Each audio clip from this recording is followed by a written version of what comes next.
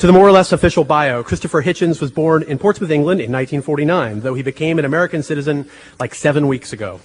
In between, he's been a columnist at Vanity Fair, The Atlantic, The Nation, Slate, and Free Inquiry. Additionally, he's an occasional contributor to other publications, including Slate, Granta, and The Wall Street Journal. With a political and personal vantage that's, let's just call it, aggressively defiant of binary characterization, it's easier to ask where his work has not appeared or might not be welcome. Recent books written or edited include 1995's The Missionary Position, Mother Teresa in Theory and Practice, 2000's No One Left to Lie To, The Values of the Worst Family, that same year's Unacknowledged Legislation, Writers in the Public Sphere, 2001's The Trial of Henry Kissinger, and Letters to a Young Contrarian, and 2002's Orwell's Victory. It's provocative stuff, especially the one about Mother Teresa. But none has met the standard set by God is not great, how religion poisons everything, which is why we've waited until this moment to have him on the town hall stage. That last bit is completely untrue, and we're extremely grateful he's here tonight to provoke us too, especially since until earlier today he was expecting a debate tonight with a partner who had to withdraw at the last minute. So please offer an extra warm welcome to Christopher Hitchens.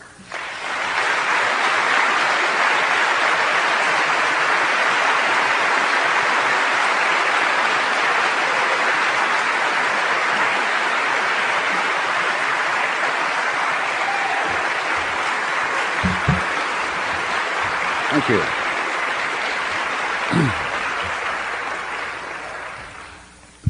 Thank you, Ware, very much for that suspiciously terse introduction. Thank you very much, ladies and gentlemen, brothers and sisters, comrades, friends, for coming. I'm going to take this, a few ground rules, why not? I'm going to take your presence here not as a compliment to my blue eyes and my sexual charisma, though warm thanks to all those who were magnetized here by either of those, but as a tribute to the importance of the subject, which I think has revived in a major way. I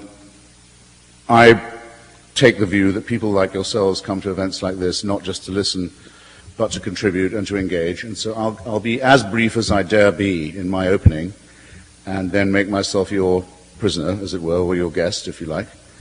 And my ground rule is essentially that I don't want to have it said ever that I left with any question unanswered. And I really do mean that sincerely. And I ask you only to bear in mind the imminence of the cocktail hour. Okay, and I did think that there'd be someone else here, as there has been everywhere else I've been on this tour, since we started in Little Rock about 6 months ago and went on a wonderful swing through Dixie, where I wish you could all have been there. And seen the pinched faces of the Baptists, the pinched and flabby faces of the faithful. Okay, so I'm going to have to question myself, which I've never done before, and is an act of what I call, in the early stage of the book, solipsism. What do I mean by solipsism? Well, it's a good way into the argument, actually. Who here has a cat or a dog? Just, you may wonder why I'm asking you this. Surprisingly few people, but you've all run into dogs and cats. Okay. What is the worldview of the cat?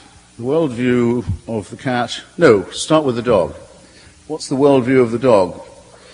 The dog is given by you food, shelter, water, love, affection, and it thinks you're God. The cat is given food, warmth, shelter, and love, but it thinks it's God.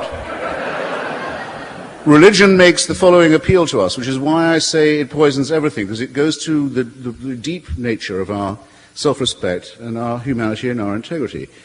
It makes the following bid to us. It says, you are born sinful.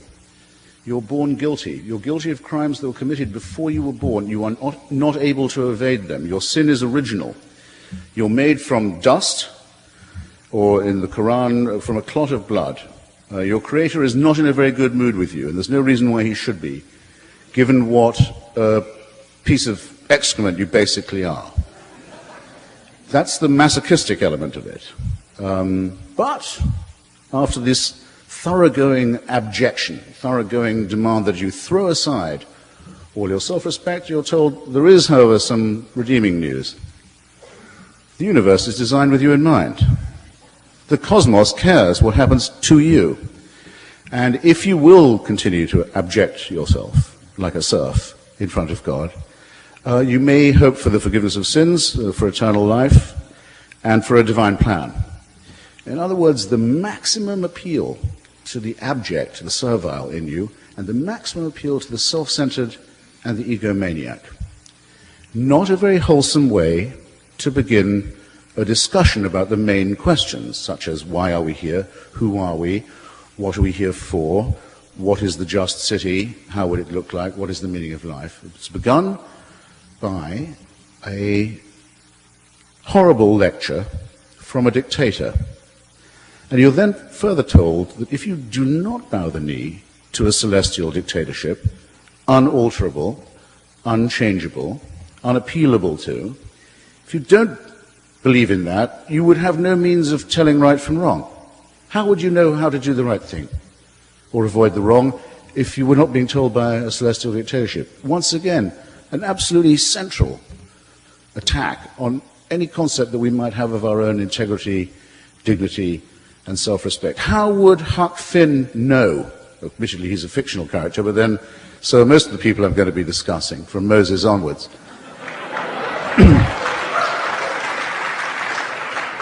How does Huck Finn know that he's not to betray his friend Jim? He's not to give him back. He's not to give him up to the people who are hunting for him. How does Mark Twain know that we will like Huck when he refuses this? What does Huck know? The law is against him. The church is against him. All the preachments of religion and customary law are against him. He thinks that if he refuses the demand to give up his slave friend, he's going to go straight to hell. That's what he thinks, but he still does the right thing. As we might all hope to do, as we must all hope to do, if we were tested much less than that.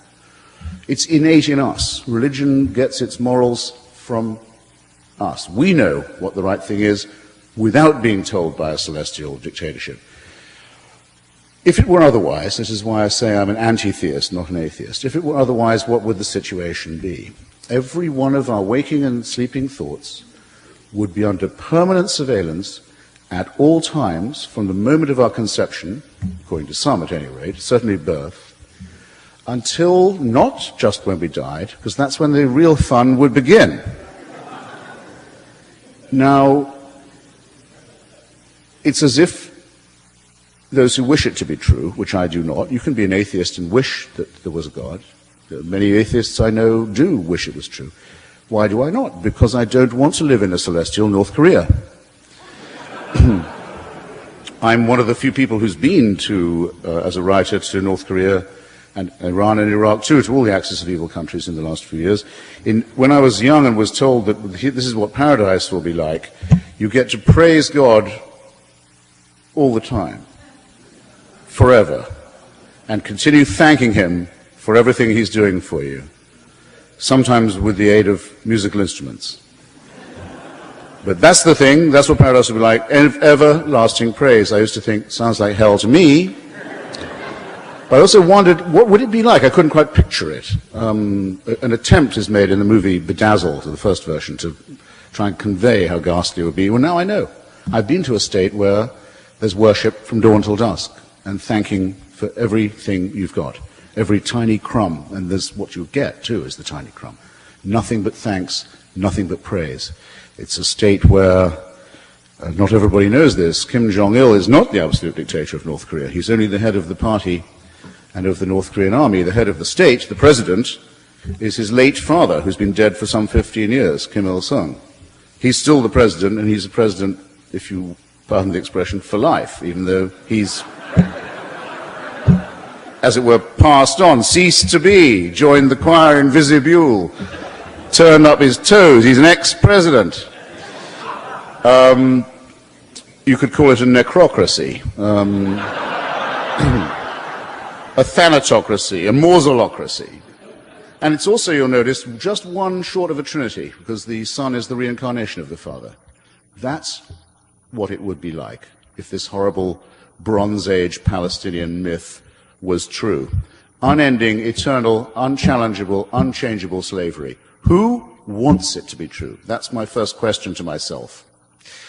I'll answer it later. And to you, since I haven't got a debate partner, and to you, ladies and gentlemen, why would anyone want it to be true? If I don't remember to ask myself, isn't secular dictatorship sometimes just as bad? If I don't remember to ask myself this, promise me one of you will, because we can't skip that point.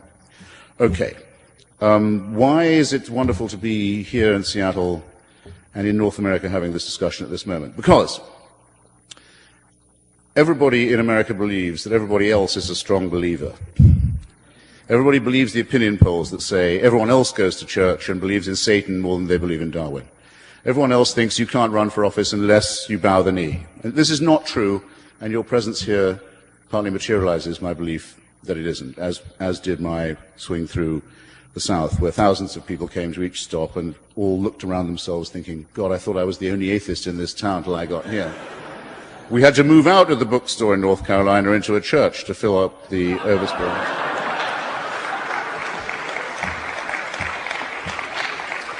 And the pastor said to me, he said, I shouldn't be telling you this. This made my day, he said, I shouldn't be telling you this. This damn church has never been this full. And North Carolina can be a hard row to hoe for an unbeliever, I'm here to tell you, but it's not that tough. And when I thought, because the Lord sent me the death of Jerry Falwell that week,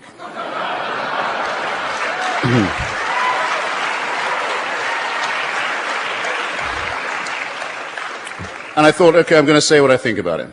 And I made a few comments about the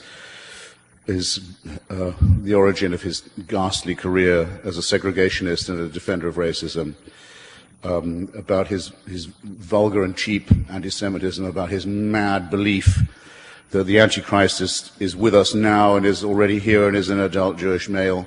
He's trying to lay off that bet by supporting the ugliest and stupidest elements in Israel who think they can bring on the Messiah by stealing other people's property, his shakedown artistry, his lying, his failure to levitate his ghastly, tubby form into the heavens with the rapture, instead being found slumped uselessly on the floor of his office in Virginia, built on the money stolen from the credulous. And then I thought, well, I can go on in this vein for some time, but I think I really ought to say what I truly think about him. And I said, now that he's gone, I have some advice for his grieving family. Give him an enema, you can bury him in a shoebox.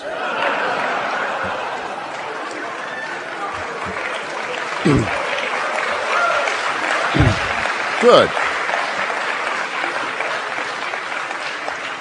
Well, there was a brief pause, actually, because they're slower on the uptake, as you know, in the South, due to incessant offenses against chastity with members of their immediate families and domestic animals. No, they're much smarter than you think. Much smarter than you think. There was a brief pause, and I thought, I've gone too far. No, then the roof blew off. They really liked it. They don't want anyone thinking that they are led around by idiots like this, by moral cretins of this kind. I think the zeitgeist is changing, ladies and gentlemen. I really do think it's happening. And we should be proud to be a part of it. Turn a page of your newspaper any day you like. See what the parties of God are doing to Iraqi society to drag it down to the level of Afghanistan or Somalia, the last two countries where the parties of God had it all their own way. Look next door to Iran, where people who believe in a tooth fairy figure called the hidden Imam, the 12th Imam, whose immediate advent is expected, which will, it won't surprise you to hear, bring about a reign of universal peace and justice when it comes. Wonder where they picked up that idea. But perhaps as a sign of a lack of confidence in this belief, Mr. Ahmadinejad is currently building a new boulevard into the center of Tehran on which to welcome the motorcade of this Imam when he returns from his seclusion. Just in case that doesn't work or doesn't happen, why not pirate and plagiarize some nuclear weapons? They know nothing about science themselves. They couldn't do physics. They don't care about the beauties of science. The wonders of the cosmos don't appeal to them at all.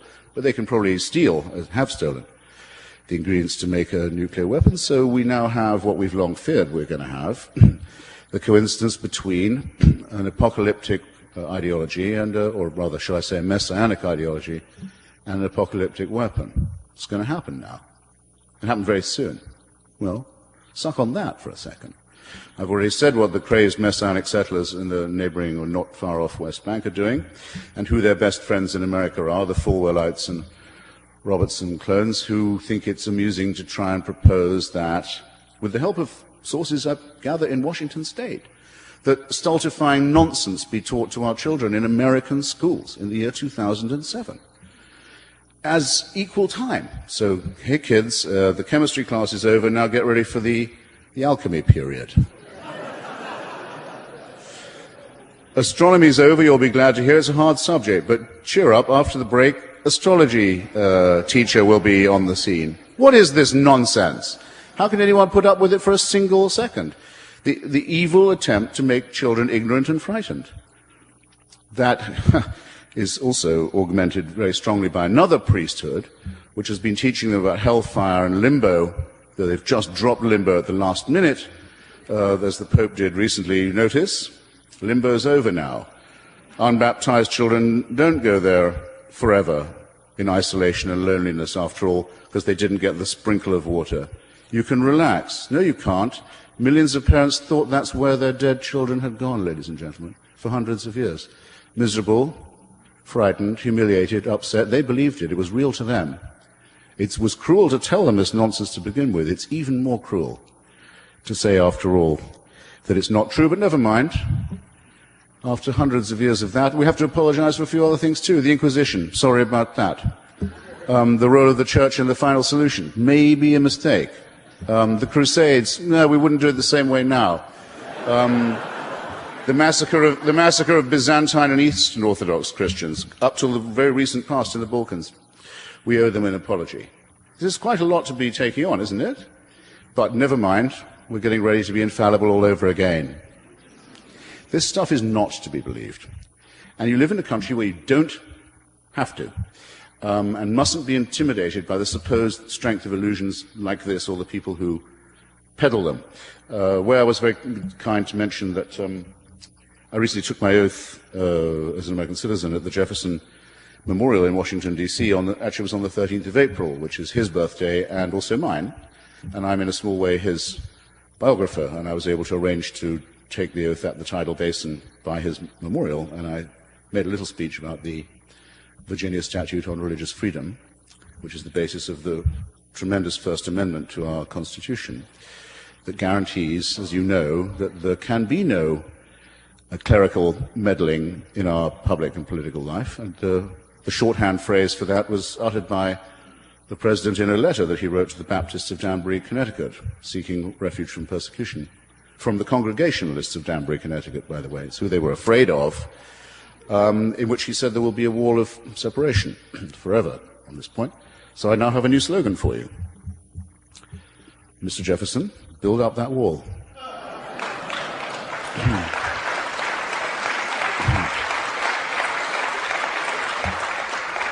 And I believe it's entirely possible that we can construct a cement here between what is patriotic, what is decent, what is rational, and what is not faith-based. I think it can be done, and I think it can start here. Okay. Enough from me. What about my debating partner? What has he got to say to this? Well,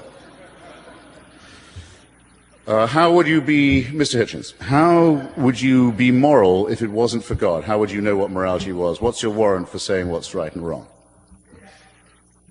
I always politely pause at this point as if I've never heard this nonsense before. Okay, so I am wrong when I get a sense of satisfaction from giving a pint of blood. It comes from nowhere. I don't lose the pint, I get it back after a cup of tea, and I lie down, but someone else gets a pint of blood they might very well need. A great little transaction, I don't do enough of it, and I have a rare blood group myself, and I might one day want the same person, or someone else rather, to do the same for me. But it's not just a utilitarian transaction. I positively enjoy doing it. Is this from nowhere? I certainly don't know of any heavenly reason why I think it. All right, if that's not good enough for you. By the way, give blood whenever you can. It's a noble thing to do. It's the right thing to do. And you may need some blood one day yourself. And you shouldn't be ashamed of the fact that this comes from human solidarity, without which we wouldn't be here in the first place or able to have a language to discuss this in. But all right. Think of my Jewish ancestors, such as they were, hobbling around in the desert. I don't believe a word of the story. Even Israeli archaeology has completely and conclusively disproved the story of Exodus, as is detailed at some length in my book. There was no such presence in Egypt. There was no exile. There was no wandering.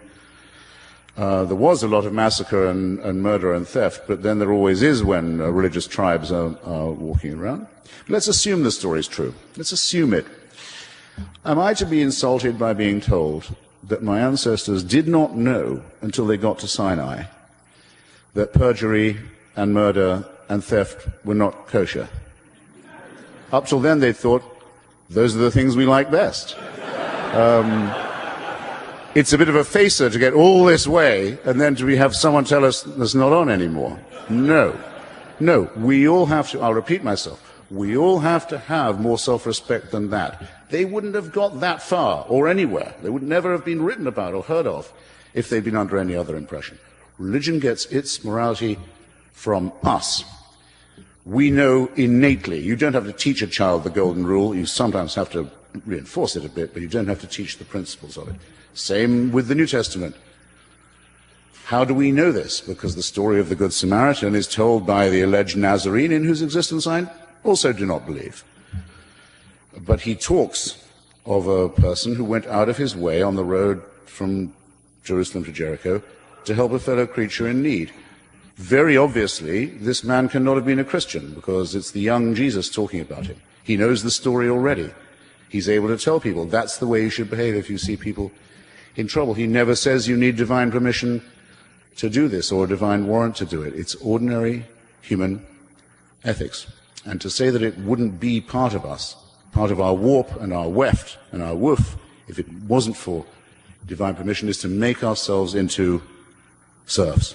So I propose we repudiate that and, as it were, stand on our own 2 feet a bit more. Now, speaking of serfdom, well, Mr. Hitchens, isn't it the case that in the last century some of the worst atrocities, if not the worst of all, were perpetrated by atheists and secularists? Is this not the fact? Very serious question. I have a whole chapter about it in my book. Shall I read it all to you? No, I won't do that. It's available at fine bookstores everywhere. And will be available after. I'll be very polite to anyone who has a receipt, but not to anyone else. Someone asked me the other day, "Are you a materialist?" I said, "Are you joking?" Yes, this is America. Well, take the cases that are before us, the most notorious ones. In the case of fascism, the movement that coined the term totalitarianism, that actually put it into circulation, religion being, in my view, implicitly totalitarian with its admiration of an absolute, unchallengeable ruler, there's no other way to describe the fascist movement beginning in Spain, Portugal, Italy, spreading through Croatia, Austria, large parts of Germany, Hungary, Slovakia, except to say it was a movement of the Roman Catholic Rite. That's what it was. It was a completely Christian movement. All of its leaders were believing Christians. It had an official concordat with the Vatican. The Nazi puppet state leader of Slovakia was actually a man in holy orders. General Franco was very nearly baptized in his rule. But anyone can look this up. The church has never ceased to apologize for it, and nor should. It was over. They helped many of these people escape and begin constructing regimes of a similar model in South America after 1945. No wonder they can't stop apologizing. Nothing secular about that. German National Socialism, not quite the same, I have to say. It's true that the Vatican signed a treaty with Hitler the week he was installed in power. And it was for him the first and most important treaty he ever signed, the Concordat with the Vatican, and neither of them ever broke it. It's also true to say that in Mein Kampf he praises the Catholic Church and never left it, and has nothing but contempt for atheism. It's also true that the Pope ordered that his birthday, the Führer's birthday, ladies and gentlemen of the jury, be celebrated from the pulpit every year, every April, which it was, to the very end. It's also true that 25% of the members of the SS, this we know from Catholic historians, were confessing Catholics, ones who went to confession, and that no one was ever threatened with excommunication for their role in the Endlösung, as the Germans call the Shoah, or the final solution. Excommunication was only used by the church politically after the war, when you were told you'd be excommunicated if you voted for the Communist Party. And it is true that Joseph Goebbels was excommunicated from the Catholic Church. But do you want to know why? Do you know why? He's married a Protestant. Yeah. Married a Protestant. That's what it took to be. Next, you'll know he didn't eat fish on a Friday or something. No, excuse me, they have their standards, okay? But it is also true that Hitler sought to replace Christianity as the state religion and would have preferred an Aryan Nordic blood myth with himself as the centerpiece of it. There's no question about that. And that many brave Christians had to die on that proposition. No one can deny that. But there's nothing secular about National Socialism. And of the third partner in that revolting alliance, that of Japan, the leader is not just a man of God, but a God himself, for whom people were prepared to immolate themselves and others. The late Emperor Hirohito.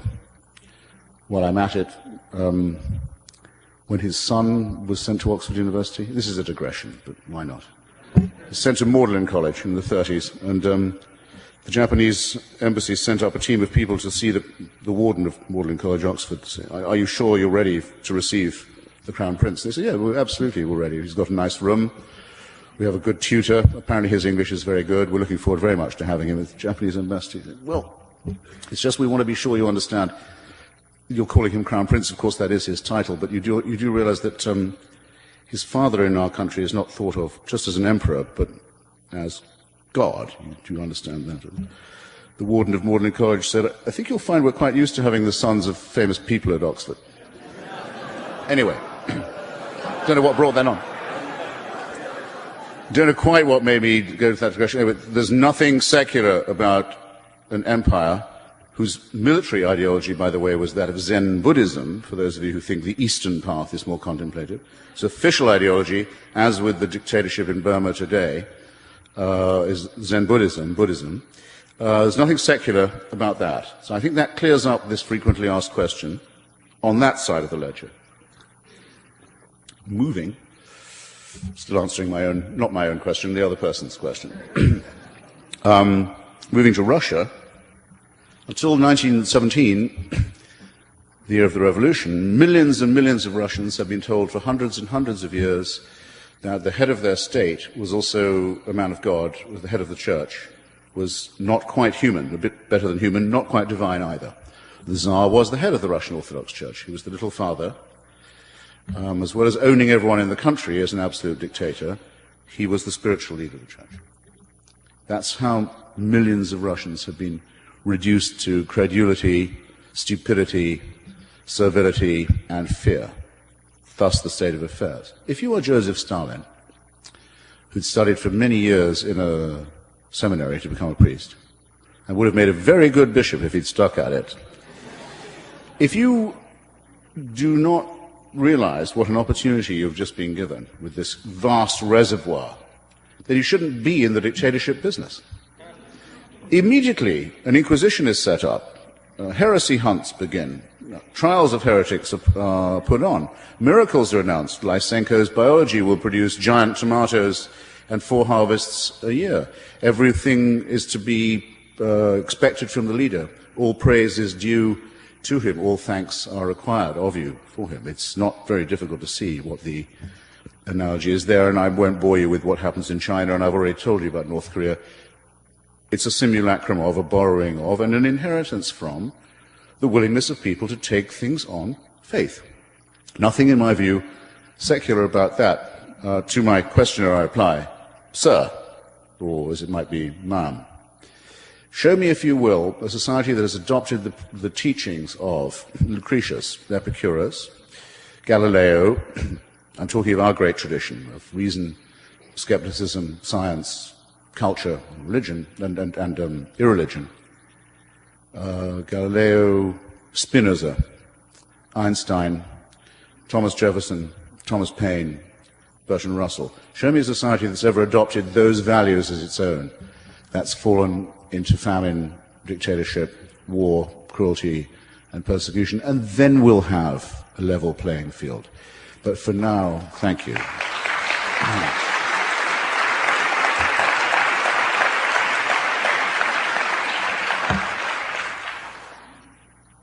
was going to say hold your applause. No, applaud more. That actually, I think, will do for an introduction. If you don't know where I'm coming from by now, you're never going to know. It's your turn, and I'm enormously, I really mean enormously grateful that you came. Thank you.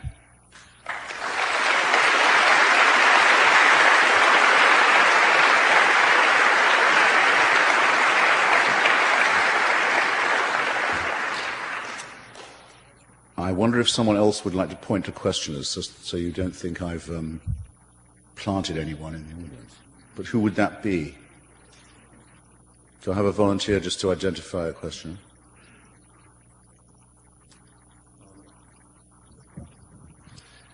Basically, my question is that Can you speak up a bit? Sure. I don't have to American society, probably it's considered a little bit more than Europe, is a society that faces tremendous flux and has for a long, long time. And I was wondering if that is perhaps one reason why you've cited in your book that American society is especially religious. I mean, it struck me that societies in flux, having to deal with that tremendous change, do people turn to religion as an antidote to that change? And if so, that what sorts of things can, not leaning on religion, what sorts of things can we do to substitute for religion in dealing with lots of change? Well, I think you're partly right, and I think Alexis de Tocqueville had it right also when he pointed out that the great thing about America is religion is a voluntary association. You can't be made to go to a church here. The government can't finance one. I mean, where I was born, which you can probably tell was in England, the Queen is the head of the church, as well as of the armed forces and the state. And on her demise, the instant of her decease, her slobbering, chinless dauphin of a son will not only become the head of the state and the armed forces, but the head of the Church of England. It's enough to make a cat laugh, isn't it? And I have to pay taxes, or would if I still lived there, have to pay taxes. So that's what you get when you found a church on the family values of fucking Henry VIII. Well, again, ladies and gentlemen, take it from someone who had to sweat and struggle to become a citizen here and go through Homeland Security and the National Security Agency. Realize how lucky you are. That doesn't apply to you. Someone who wants to build a church here has to do it themselves and keep it going by their own efforts. And fine, let them by all means do that, as long as they agree to leave the rest of us alone. Now, on the point that you make about anomie, or if you prefer alienation, that was the same point that Durkheim made very early on in his studies of these matters. A huge number of people in history are always having to make something like the transition from the country to the city, from the stable, ordered, rhythmic life that's determined by the seasons to the much more feral conditions of mass society, and that means many more lives will have to be experienced as failures, or at least as very risky. My comprehension of this issue slightly stops there. What I've never understood, and it may be a failure of my imagination, is in what respect does belief in the tooth fairy help you at that point? After all, millions and millions of intelligent workers shrugging off the city, shrugging off the idiocy of rural life and moving to the city, have not run straight to a priest when they run into a crisis. I don't see why people do it. I'm not sure that the explanation we give isn't a condescending one, which, if I'm not babbling too much about this, would enable me to answer another question from my interlocutor that I failed to. What about how when religion makes people behave better? What about Dr. Martin Luther King? That's the one I always get asked. Shall I answer it now? It seems logical. Dr. King was an exemplary human being by every standard that I know. I can't be sure that he was actually a Christian. I can be grateful to the extent that he was not one, in that when he told his oppressed people that he was going to preach from the book of Exodus, about the story of the enslaved who made it to the promised land, it's a very good thing he didn't mean it, because that horrible story says that the tribe he's leading are allowed, empowered, in fact, ordered by God to kill everyone who gets in their way, rape their women, massacre their children, sparing only the females of marriageable age and steal the land and the property of any tribe they don't destroy, or do. Well, just as well that isn't what he was saying, right? Second, you'll remember that he was a student of Marx and of Hegel, and he was regularly accused, rightly too, in his lifetime by the FBI and by the reactionary bigots, of keeping too many friendships among communists and Marxists and socialists, which he did. Great black secularists now forgotten, like Bayard Rustin, my favorite American socialist, and Philip Randolph, the great American black trade unionist, actually organized the March on Washington, had the idea, pulled the crowds together, brought in the trade unions to make it happen. It's a pity that we leave these people out of account, and I think it's condescending, because I think that 90% of the white liberals in this country are in effect saying in a patronizing manner, well, you know, these black folks, they quite like a preacher. They like a preacher man, that's what they respond to. They like the pulpit. That's what they go for. So why not let them have it? Which immediately gives permission for the most gross charlatans and frauds who I've been debating in the last few months, like Sharpton and Jackson, to come forward and just pick it up as if it was theirs, with your, as it were, permission, and prove yet again that you can get away with anything in this country if you can put Reverend in front of your name.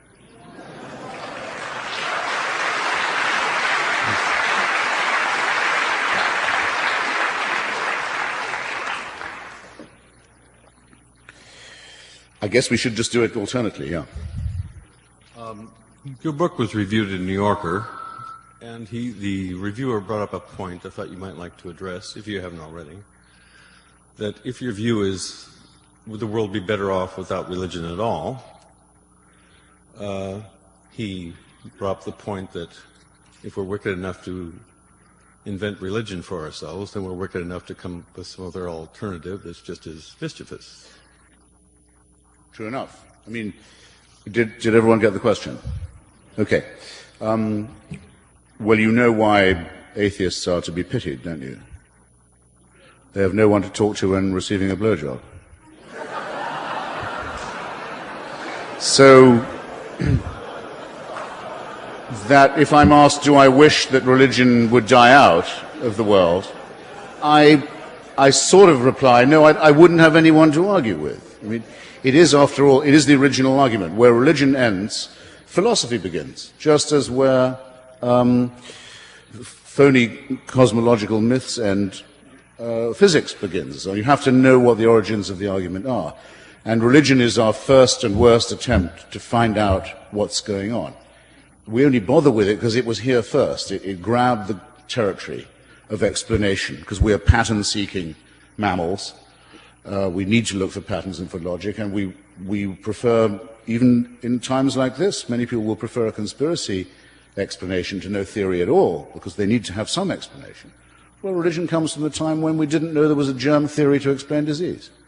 So it was plague, it was God's will, and a curse. Didn't know we lived on a round planet. Didn't know there were round celestial bodies. Didn't know that our DNA makes us kin with other animals and indeed plants. So the study of it and the debate with it, I think, has to go on. To that extent, I'm in favor of, as the President ludicrously says, teaching the argument about evolution. Because the way I learned it was by reading about the confrontation between Huxley and Wilberforce in London, about the origin of species. Actually, it was in Oxford, in the origin of species. Huxley was Wilberforce's opponent. Wilberforce was the Bishop of Oxford. Huxley was Darwin's best friend, the man who coined the term agnostic. They had a great debate, and Huxley mopped the floor with the spokesman of the church. That's how I know how the argument goes. And in America, admittedly, 50 years later, good grief, but still, the same argument happens in Tennessee, in a courtroom this time. And again, they lose. By all means, teach the argument in that way. You just can't teach it in science class. And by the way, if there's going to be equal time for this stuff, then every church that gets any subsidy from the faith-based initiative, or any tax break, has to teach evolution in Sunday school.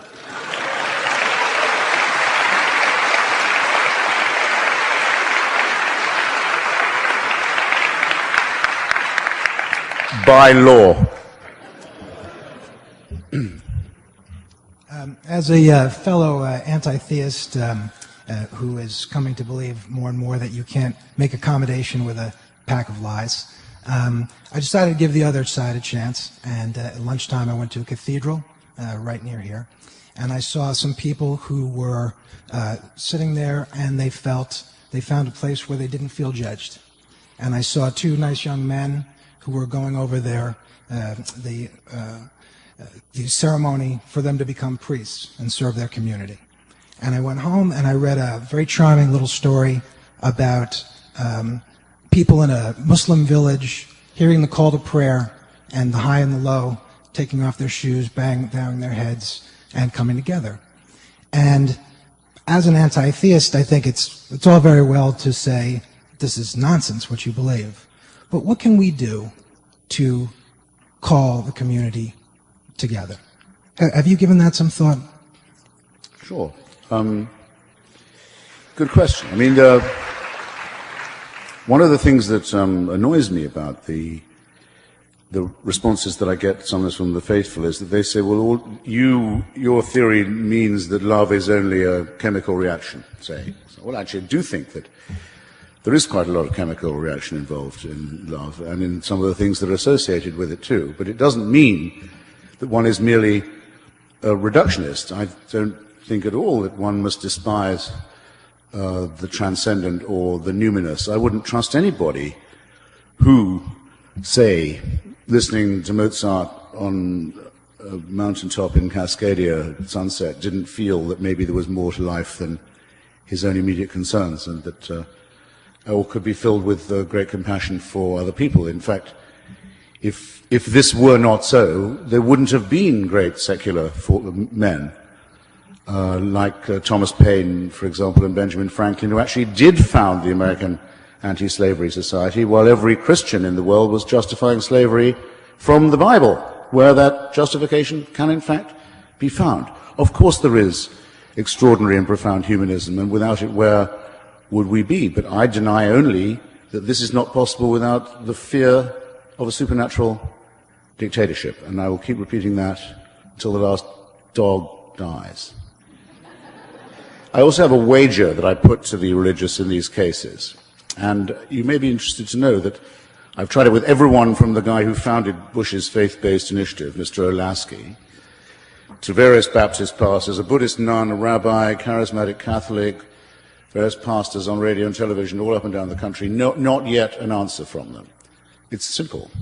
You have to name or cite a moral action performed or a moral statement made by a believer that could not have been made by an atheist. That's all you have to do. And it cannot be done. So your question is a nice one, but it's surplus to requirements. Comrade. One of your anti-God competitors, Sam Harris, makes the point as a primary thesis in his book, The End of Faith, that real responsibility for the situation which you've been describing is the tolerant religious person who will not take a firm stand and put down erroneous liberal principles. I just wondered whether you would put responsibility on the tolerant religious person as Sam Harris does. Yes, I mean, I'm a very great admirer of Sam Harris, even though he turns out to be a bit of a Buddhist. I mean, unlike me, he is a qualified neuroscientist, and he does think that there can be consciousness independent of the brain. That's an argument I'm very interested in having. I doubt he's going to win, but it's a pleasure to argue with him, I have to say. By the way, what does the Buddhist say to the hot dog vendor? Make me one with everything.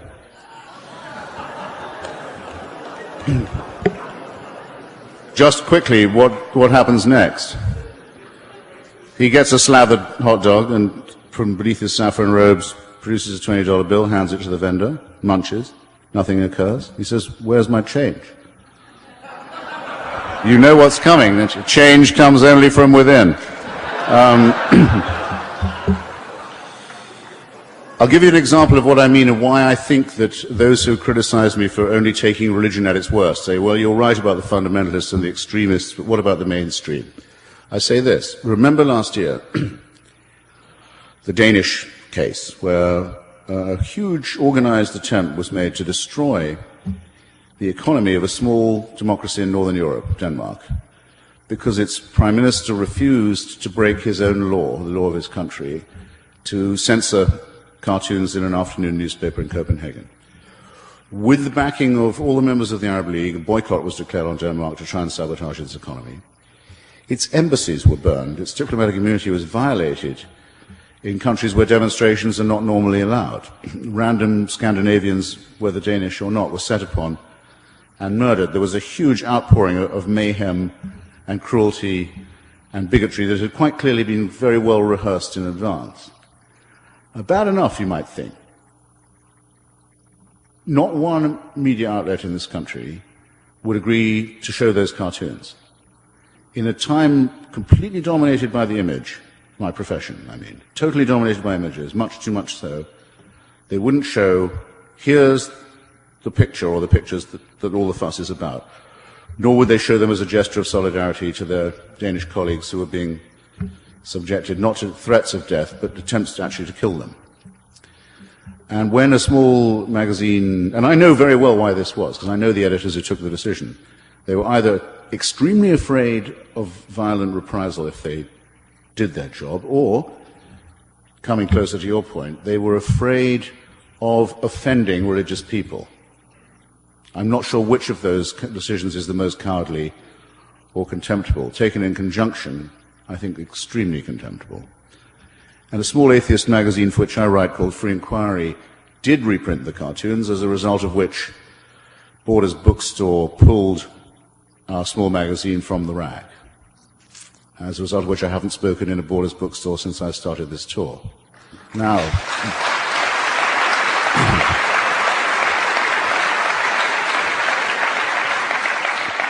in other words, in the heartland of free expression and constitutionally protected free speech, a complete, across-the-board capitulation by everybody and a discrimination against those who were willing to stand up against it. This is very severe.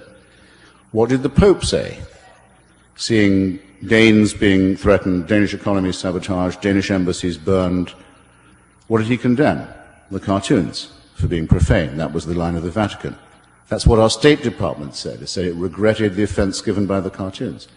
This is a fantastic surrender. It means the extremists have the whip hand, and we've got no right to say that in criticizing religion, we're only singling out the fanatical or fundamentalist majority. No, in the name of tolerance, your identified phrase, in the name of multiculturalism, in the name of respect, in the name of all these things, they were parodied, and an abject collapse in the face of religious fascism occurred that I, for one, am not going to forget or allow to be repeated. Muted applause for that. Oh, thank you. Not to nudge you too hard, morose. If people don't applaud, I can become quite morose. Hurt, you know. Not upset, just hurt. Sir. So, over the course of history, what happened or what is in place that enables billions of people across this planet to believe that a book built by a process as intensely political as that of the Bible is the way that we should live our lives? And how is it that the same people can dismiss particular parts of the Bible, for instance, the book of Joshua, and still say that that book is the absolute authority, the word with a capital W? Yeah, well, there's a good, there are possible, I think, decent anthropological answers to that. For a long time, it was the only book everyone knew. And for a long time, there was a heroic struggle, at least I regard it as heroic, to have this incredibly important text, the only one everyone had in some way in common, translated into English, out of Latin, so it wouldn't be the special property of a priestly class. And that's what the Protestant Revolution means to me, is John Milton, for example, and William Tyndale and the others who strove to get this book into the hands of the common people, to demystify it, to make it into what it is, at least in its King James version, very great literature, as is the Cranmer Prayer Book. You probably know of the Lady Governor of Texas who, in the discussion on whether religious education should be bilingual in her state, said, well, if English good enough for Jesus, good enough for me. Which means that the Protestant Revolution succeeded even better than I had thought in giving this separation. And English is the only language in which I have to say I understand the Bible. But for many people, it's the only book they have either read or, in many cases, only read a bit of. Now, what you get now as a result of biblical criticism and scholarship, and also various vernacular editions of it, that, unlike the Quran, have made it available to everybody in pretty much every tongue, is people want to take it a la carte. They'll say, I quite like the Beatitudes, I just don't like, and I don't mind the story of the rest of the story of the Sermon on the Mount, or the miracle at Cana where water is turned into wine, my personal favorite. But I don't like the other stuff. And I don't like the book of Joshua, and I don't like the injunction to kill all the Midianites down to the last child. That makes me uneasy. Well, they're out of luck. This stuff is either the Word of God or it isn't. And they have to make up their minds whether they think it's that or man-made. And when they've done that, they'll feel better. But the attempt to have it a la carte is to me contemptible. I keep finding on this trip, when I debate people, I'd have to write a different book for every priest I debated.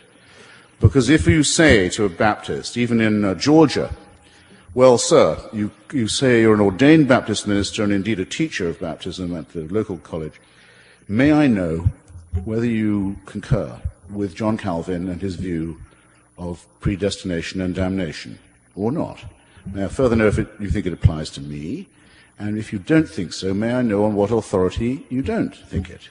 They don't like the question one bit. They don't. And not because you're in front of an educated audience either. They're not sure what they think. They'd rather say, well, some of that's metaphorical. What's metaphorical about telling people that their fate was decided before they were born and they can't change it even by good works? Even by doing the right thing won't change it. You were picked for hell before you were born. You're a goat, not a sheep. By the way, who wants to be a sheep? A religion that calls itself a flock, you already know a lot about.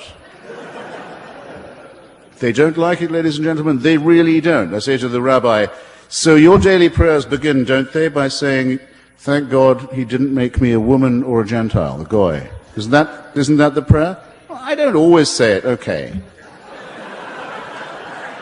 I'm glad to hear it. You come from a sect that doesn't shake hands with women. I'm not going to shake hands with you. I have views of my own about this, but I've told you what they are, and I'm willing to be tested on them and questioned on them. Why aren't you? Why do you want it a la carte all the time? This morning, the Conservative guy, very nice, extremely nice fellow, on the local Fox radio, John someone. Yeah, extremely courteous, gave me a lot of time, and I said, well, for example, I say to Catholics, come on, you may say you're a Catholic, you don't really believe in the virgin birth. He said, well, I do. And I thought, oh, Christ, that's the first one I've met it had to be this morning. And I said, well, are you really saying you do? He said, yes, I absolutely do. I believe in the Immaculate Conception of Jesus. And I said, now, hold on a second. The Immaculate Conception is not the same as the virgin birth. He said, it isn't? No, the Immaculate Conception says that Mary was conceived without sin, without any stain, not that her son was conceived without the intervention. But bluntly, he had no idea. Didn't even know what he didn't believe. It's come to something when a Catholic on Fox TV has to be told his theology by me.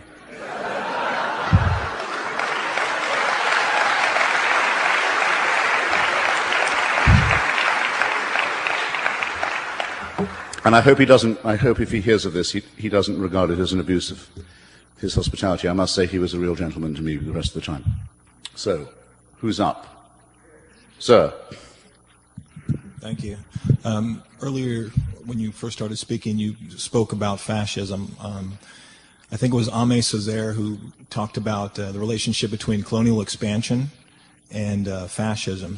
Basically, he was stating that because of European expansion, colonialist, that fascism was a result, and that's why they got the rise of fascism in Europe.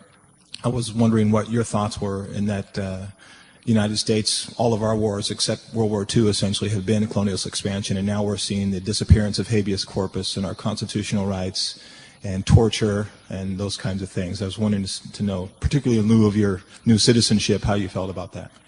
Thank you.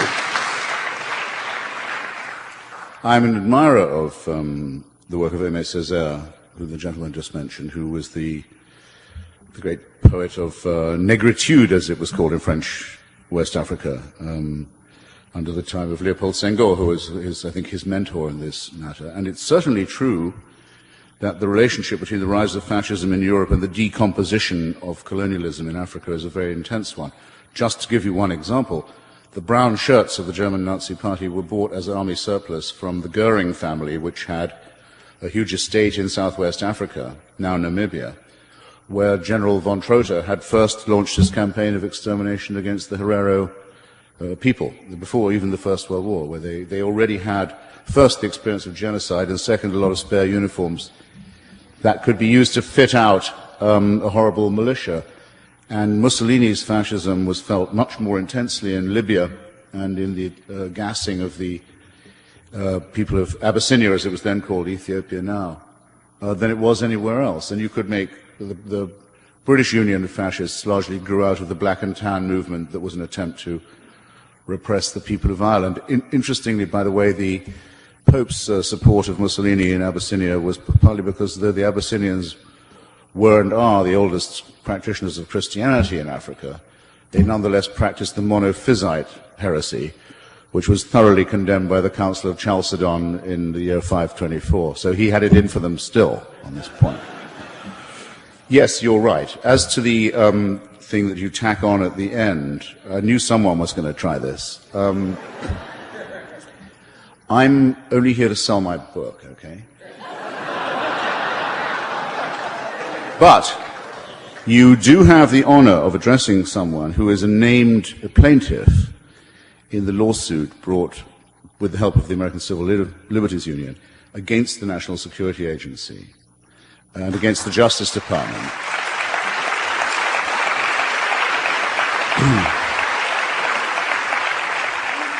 Which has so far carried in the courts saying that it is illegal and unconstitutional to listen to the telephone conversations of an American without a warrant. I'm appalled that when I wasn't even a citizen yet, I had to go to law to uphold that simple point.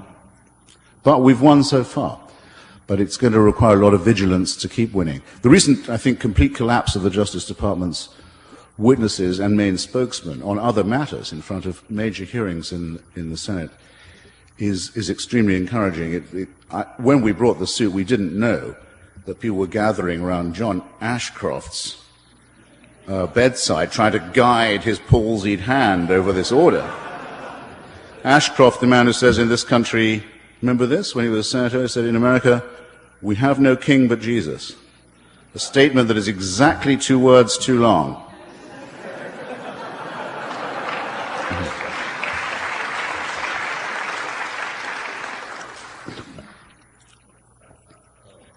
What do you think about liberation theology? It's a contradiction in terms. What about the emancipation of the human personality, the human mind, is from theology. There are no two ways about it. I don't care if I run into some priest in Colombia who thinks that Fidel Castro should be Pope. It bores me. It irritates me. I ask him the same question. Is there anything you're saying that an atheist couldn't say that might be right or might be wrong, but would still be said? What's the theological bit for? No, Jesus doesn't have a special privilege for the poor. He says, render unto Caesar. Don't you believe that? If not, why go on as if you did? No, it's piffle. It's callow piffle.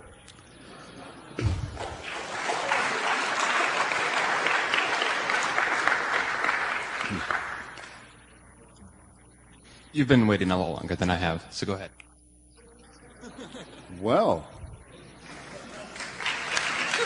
Toujours la politesse. You've described many deeds of a number of different evil gods. And I notice from the title of your book that God is in very small type, and it is not capitalized, nor is it plural. I'm wondering which God do you refer to? Well, the joke is partly on me, as you point out, in that, though I didn't say that God had committed any crimes, I wouldn't fall into that mistake. You see, by taking the atheist and anti-theist position, one avoids the dumb questioning that the faithful bring upon themselves. Why does God allow this suffering? I don't have time to waste on a question like that. Why was my buddy hit in the testicles and I escaped? How did God allow that? God was not involved in it. Why do some people get swept away by the tsunami and others not? Because we live on a cooling planet, baby, with a turbulent weather system which has volcanoes and earthquakes. That's what decides what happens. You can just spare yourself all this stuff if you don't quarrel with God and if you don't try and indict him in this way. So I don't think he's ever committed a single crime or ever will. But that he makes people behave worse, the belief in him does, I mean to say, I have no doubt. In other words, I didn't say enough about this, perhaps, at the beginning. It's not just that our ethics come from our own innate solidarity and decency.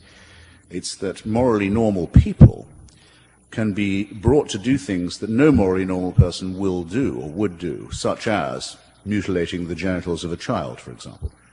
I'm sure some people here have been handed a newborn baby in their time. Okay? What, none of you? What have you been doing with yourselves? No one here has had a newborn baby. Well, I recommend you go home and try harder. Well, I have, and if you're ever going to have that feeling, oh, maybe this is a miracle, if you're ever going to have it in your life, that's probably where it'll be. Little indentations where the fingernails are going to be. It's heartbreaking, really. If only you knew what was coming, but anyway, it's a... So you get given this bundle, you think, well, okay, that's great, and it probably is a gift from heaven, but I better find a sharp stone as quickly as I can and start sawing away at its genitalia. Because otherwise it wouldn't be pleasing to God. No moral person, or then when he gets old enough to listen, tell him that he's going to burn forever in hell if he doesn't obey some cranky instructions. Poison his life and his dreams. No, this is not moral preaching. So I'm sorry. I did want to add that before I wrapped up. That it's the Professor Stephen Weinberg puts it very well. Actually, he says in a morally ordinary universe, the good people, decent people, will do the best they can to do right by their fellows, and the psychopaths and the sociopaths, those for whom society and other people don't really count, no, will do wicked things. But if you want good people to do evil things, you need them to be religious. Weinberg is right.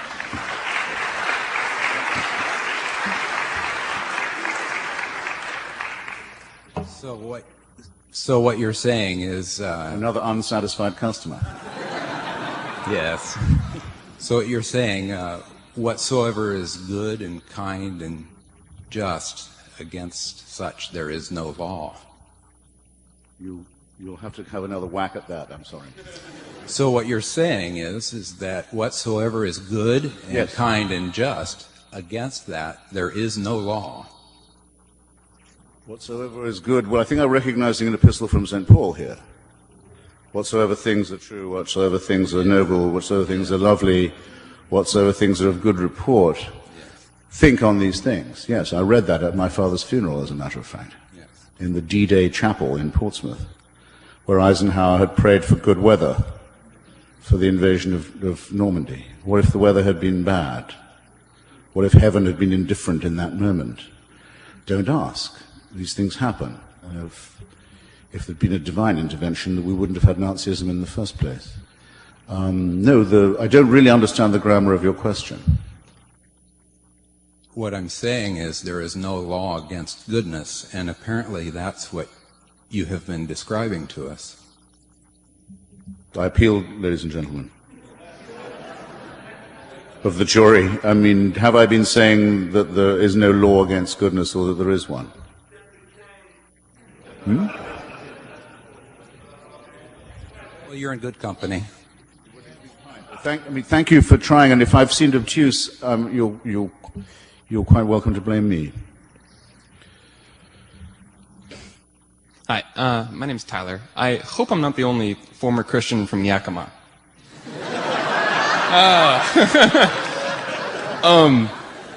Much like the South, Yakima is.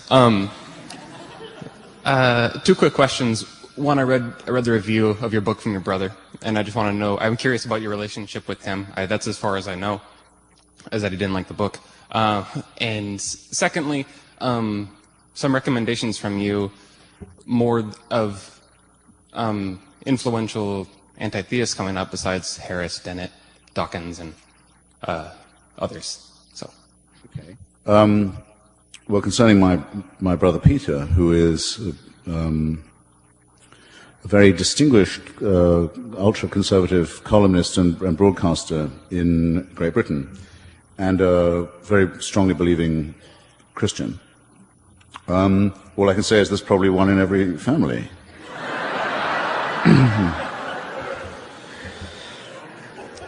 As to the ranks of anti-theism, the best book, you mentioned Professors Dennett and Dawkins, who of course are great scientists and great explicators of science, great educators, and Sam, who I've already talked about, and we're beginning to be, it's very, very flattering to me, mentioned in the same breath as some say musketeers. I would prefer, I think, horsemen of the counter-apocalypse.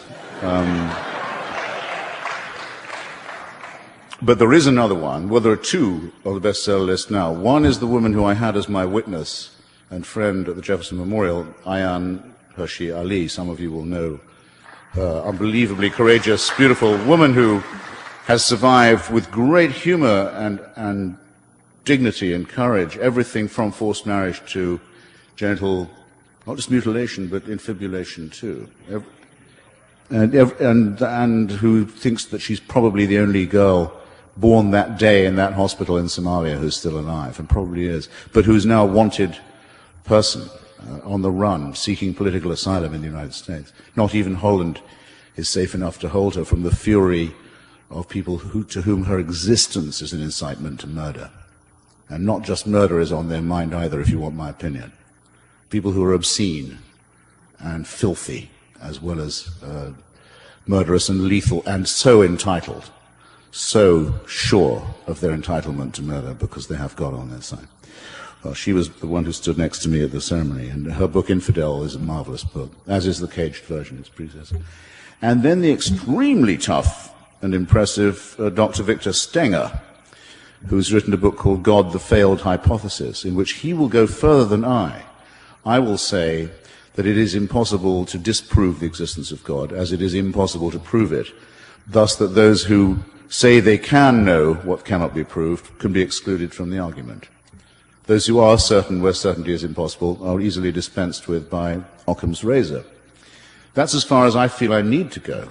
Stenger says that the evidence from science is now strong enough to say that it disproves the existence of God.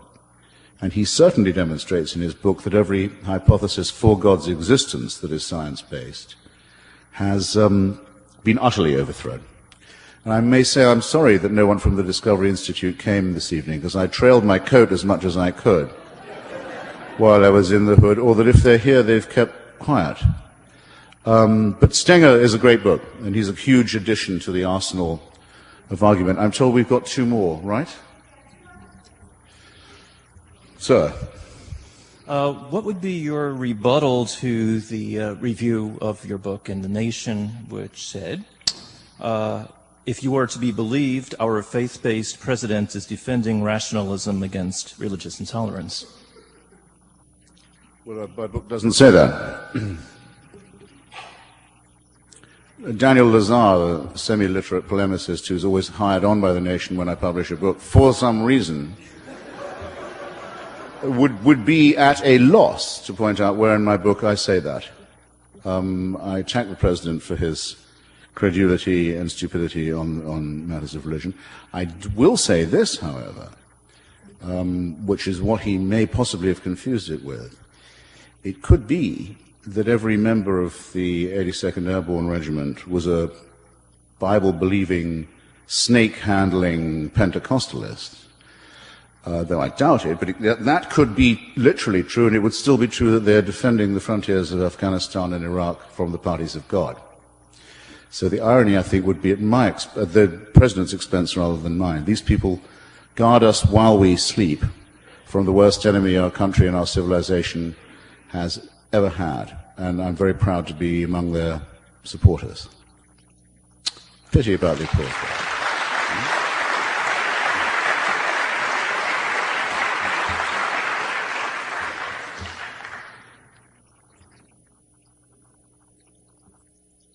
Well, since there really are any, can we make it two more? Then one each, and then we're done, yeah?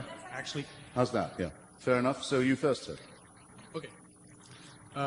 What would you say to the argument that since we don't know what will happen after death, it's better to take the strategy that you believe in God, because then if you die and there is God, maybe you have a chance of going to heaven, whereas if you didn't do that, yes.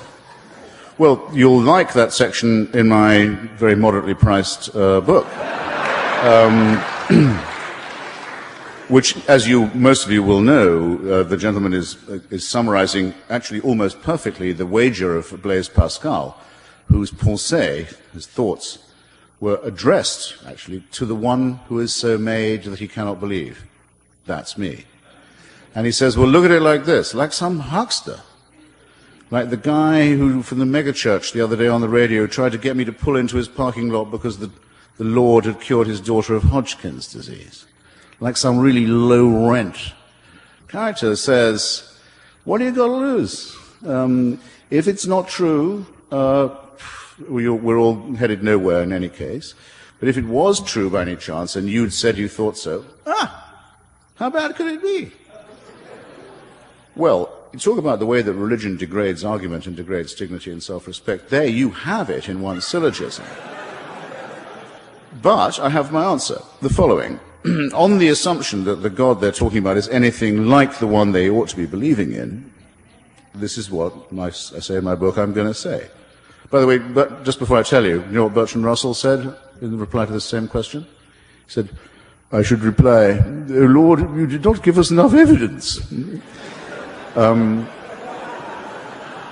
Which I think is pretty good, but my reply goes on just a fraction longer. It says, I presume, divine sir, that you have some respect for intellectual honesty and for moral courage, and that you would look with more favor on somebody who made an honest profession of unbelief than on someone who acceded to belief in you in the hope of a handout.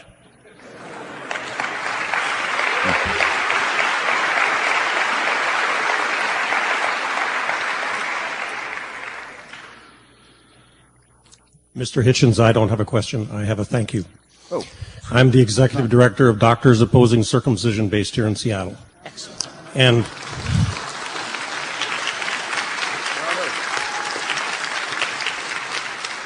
I send the thanks and greetings of my members around the world. Excellent.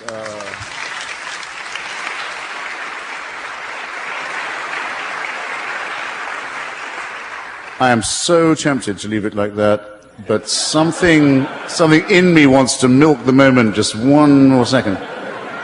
If you will consult my reasonably priced volume, you'll see you learn a lot when you write a book like this. I thought I knew what the case against religion was. I did know that, but I learned more than I thought I would. And the thing that really alarmed me was to read what the original justifications for circumcision was, particularly the horrific propaganda of Maimonides, considered to be the greatest Jewish sage. This is wicked stuff. And it says that the reason it must be done is for the same reason as it must be done. Jews don't say this, fortunately, but as others later said, to little girls, that to try as far as possible to make the sexual act as weak and unpleasant and the sexual sensation as is possible with the continuation of human life. It's this that takes the axe to the very root of our existence, our dignity, our self-respect. I'm pointing in the right direction, our core, ladies and gentlemen. Which means it's why it poisons everything and why time to start fighting back against it would be right about now. Thanks very much.